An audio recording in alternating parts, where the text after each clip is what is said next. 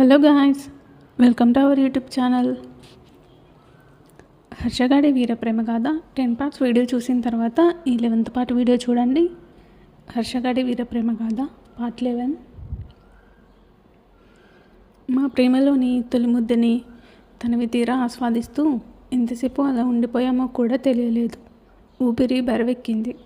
పెదవుల తడి ఆరటానికి మరి కాస్త సమయం పట్టేలా ఉంది. కాలం స్తంభించిపోయింది.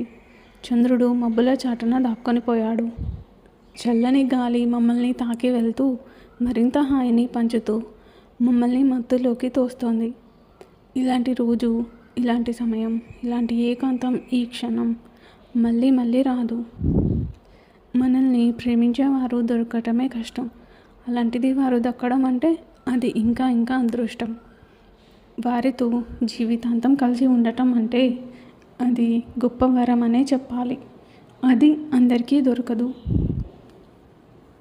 ఈ హర్షగాడి వీరప్రేమ కథ ఇప్పుడు మొదలైంది కాదు, తాన్య పుట్టినప్పుడే మొదలైంది. అది పుట్టగానే అమ్మ నీ పిల్లంరా అని చెప్పింది. పిల్లం అంటే అర్థం ఏంటో కూడా తెలియని వయసులోనే దాని మీద పిచ్చి ప్రేమని పెంచుకున్నాను. ఆ ప్రేమతోనే అది ప్రతి క్షణం నాతోనే ఉండాలని కోరుకున్నా. నాకు కోపం ఎక్కువ. అది నాతో కాకుండా మరొకరితో ఆడుకుంటే సహించలేకపోయాను. అందుకే ఇన్ని సంవత్సరాలుగా దానికి పనిష్మెంట్ ఇచ్చాను అనుకుని నాకు నేనే పనిష్మెంట్ తీసుకున్నా, దానికి దూరంగా ఉంటూ. అవును, అది ఎప్పుడూ నాతోనే ఉండాలి, నాతోనే ఆడుకోవాలి, నాతోనే తినాలి, నాతోనే తిరగాలి. దాని ప్రేమ నాకు మాత్రమే కావాలి.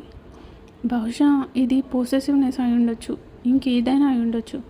హర్షగడి ప్రేమ అంటే ఈ రేంజ్లోనే ఉండాలి అంతే. ఇన్ని సంవత్సరాలు గడిచినా నన్నే ప్రేమిస్తూ, నన్నే ఆరాధిస్తూ, నా కోసం ఎదురు చూస్తూ, జీవితాంతం నాతోనే అనే కలలు కంటూ, నేను ఎలా ఉంటానో కూడా తెలియకపోయినా దాని గుండెల్లో గూడు కట్టి నాకు తప్ప మరెవ్వరికి స్థానం ఇవ్వలేని దాని ప్రేమకి నేను ఫిదా అయిపోయాను. నా ప్రేమ కంటే దాని ప్రేమే గొప్పగా కనిపిస్తోంది నాకిప్పుడు. ఇంతకంటే గొప్ప వరం నాకు ఇంకొకటి ఉండదు. ఇది అక్షర సత్యం. తర్వాత వెళ్ళి అమ్మకు చెప్పాను. ఎగిరి గంతులు వేయడం ఒక్కటే తక్కువ అమ్మ. నిజంగా అమ్మ ఆనందానికి అవధులే లేవు. నాకు అప్పటి వరకు తెలియదు అమ్మకి అదంటే అంత ఇష్టం అని. నవ్వుతూ వెళ్ళి నాన్నకు చెప్పింది. ఇన్నాళ్ళుగా వాళ్ళ గొడవలకి మధ్య కారణం, కనిపించని కంచె తెగిపోయే ఏకైక మార్గం మా పెళ్ళే. అది ఆ క్షణంలో నాన్న మాటల్లో నాకు అర్థమైంది. ఇంత గుడ్ న్యూస్ చెప్పావురా. ఇక నుంచి మీ అమ్మని తన పుట్టింటికి పంపించడానికి నాకు ఎలాంటి అభ్యంతరం లేదు.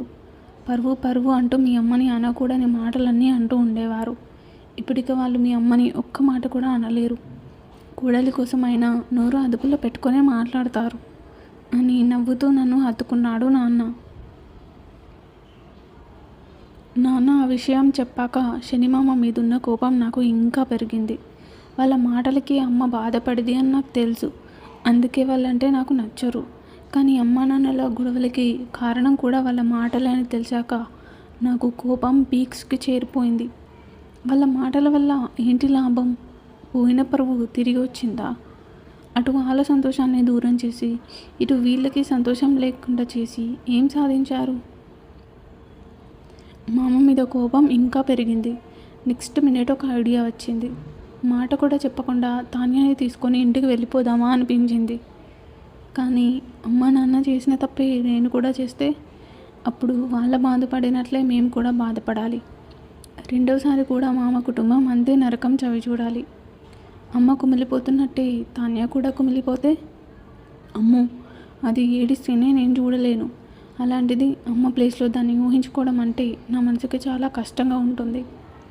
నేను భరించలేను. అది నా వల్ల కాని పని. ఈ మార్గం మంచిది కాదు. ఇంకా దీని గురించి ఆలోచించకూడదు అనుకునే నిర్ణయం తీసుకున్నాను. పెళ్లి హడావిడి అంతా అయిపోయాక తాన్యకి మళ్ళీ తొందరలో వస్తానని చెప్పి వెళ్ళిపోయాను. ఎందుకంటే అప్పుడే అడగడం కరెక్ట్ కాదేమో అనిపించింది. పైగా హడావిడిలోనో కంగారులోనో మా అమ్మ నో అంటే ఇంకా నా బ్రతుకు ఆగం. తాన్య లేకపోతే ఈ హర్షగాడి జీవితానికి అర్థం లేదు. ఈ హర్షగాడి వీర ప్రేమ గాథ విజయవంతం కావాలంటే కాస్త సమయం వేచి చూడక తప్పదు. అని నాకు నేనే నిర్ధారించుకొని ఈ నిర్ణయం తీసుకున్నాను. తర్వాత ఒకరోజు మా అమ్మ ప్రశాంతంగా ఉన్నప్పుడు సర్ప్రైజింగ్గా వచ్చి విషయం అంతా వివరంగా చెప్పాను. ఒప్పుకుంటారో లేదో అన్న కంగారు ఏదో మూలనో లేకపోలేదు నాకు. ఎందుకంటే తాన్య నాకు కాకుండా వేరే వాళ్ళకి దక్కితే నేను భరించలేను. అప్పుడు కేవలం 13 సంవత్సరాల శిక్ష అయితే ఇప్పుడు జీవితాంతం శిక్ష వేసుకుంటాను. ఇది మాత్రం నిజం. ఇంకా ఉంది గాయస్, ఇంకొక ఎపిసోడ్తో ఈ స్టోరీ కంప్లీట్ అయిపోతుంది. ఆ తర్వాత యథావిధిగా మరో స్టోరీ నా ఛానల్లో కొనసాగుతుంది. Thank you for watching guys. Story కనుక మీకు నచ్చినట్లయితే మన ఛానల్ని సబ్స్క్రైబ్ చేసుకొని బెల్ ఐకాన్ని ఆన్లో పెట్టుకోండి. అలాగే స్టోరీని లైక్ చేసి కామెంట్ చేసి అలాగే షేర్ చేయడం మర్చిపోకండి.